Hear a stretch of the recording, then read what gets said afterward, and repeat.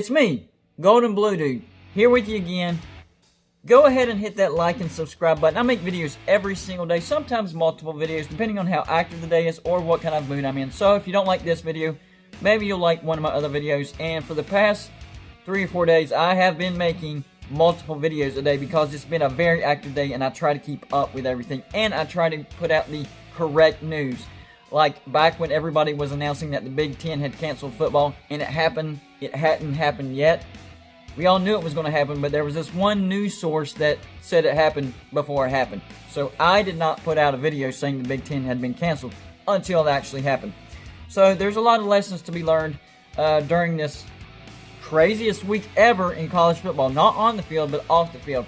So we have the Big Ten and the Pac-12 saying we're not going to play football. We have pretty much all of the FCS saying we're not going to play football. And then the MAC is what started the trend for the FBS, and then the Pac-12 and the Big Ten followed suit. But then on the other side, we had the ACC, SEC, and then eventually the Big 12 decided they do want to play football. And actually the ACC had the word of an actual medical doctor who actually released their name, putting their name on the line, saying that college football can be played in a safe manner. And I agree with that. It's actually safer for these players to play college football than to not play college football. They're in a structured environment. It's a lot safer. They get tested way more than you and I have in the past 6 months. So they are safer. So that excuse that the Pac-12, Big Ten, everybody else, even the NCAA, because the NCAA said people should be focused on the pandemic and not fall sports. And like I said earlier, everybody is focused on the pandemic. That's the problem.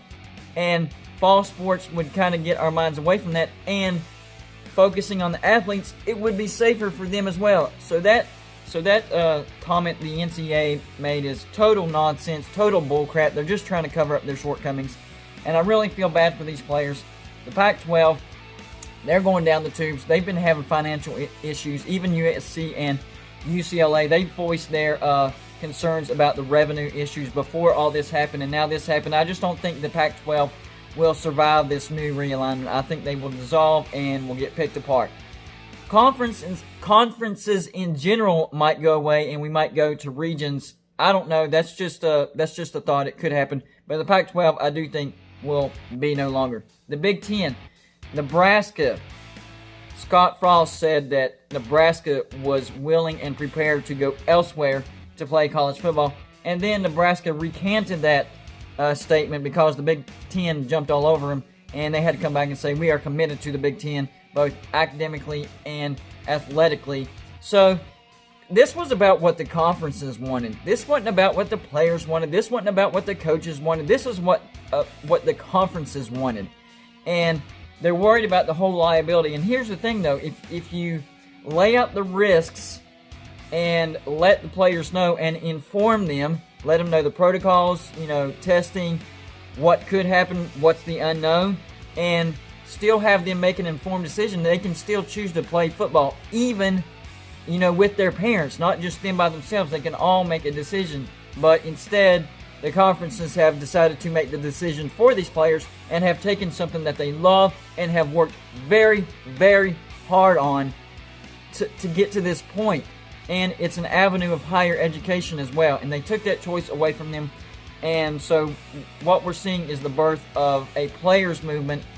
We know the We Want to Play movement came to pass, but it didn't help the Pac-12 or the Big Ten or any of the other conferences or the FCS. It didn't help them at all. So there needs to be something bigger to give these players a bigger voice and a little bit more control. I'm not saying they should call the shots, but they should be listened to more than the way it went down this past week. So those were the few things that really got to me, and it's a bunch of nonsense. It's a bunch of faking. The NCAA is full of a bunch of fake individuals who say they do it for one reason, but really that reason is invalid and not even true because it's actually safer for the players to play. So it's just one of those crazy weeks, and I just wanted to recap on it. And this is a historic week, and we will remember this week forever. Whether we have 2 national championships or 1 national championship and a second weird season, or who knows. who knows what will happen. We've seen crazy happen, and so whatever happens probably won't surprise us anymore. And deep breath, we still are having fall college football. That's all I got for you this video. Like and subscribe if you haven't already, and I'll see you on my next show.